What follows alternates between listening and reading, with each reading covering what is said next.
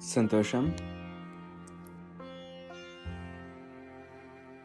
Today, we are going to do Maha Mudrasana, also called Great Seal Pose. Maha means great, Mudra means seal or gesture, and Asana means pose. It is a powerful yoga posture that stimulates energy flow and strengthens the core.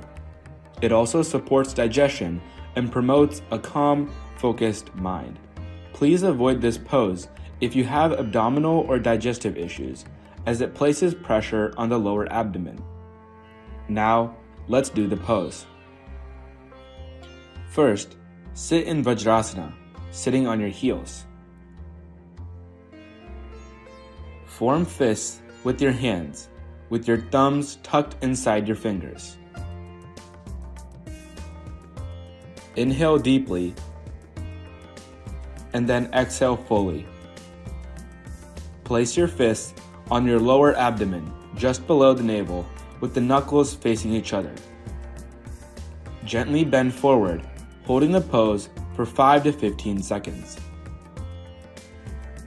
Inhale as you return to an upright position. Repeat this process 3 to 6 times.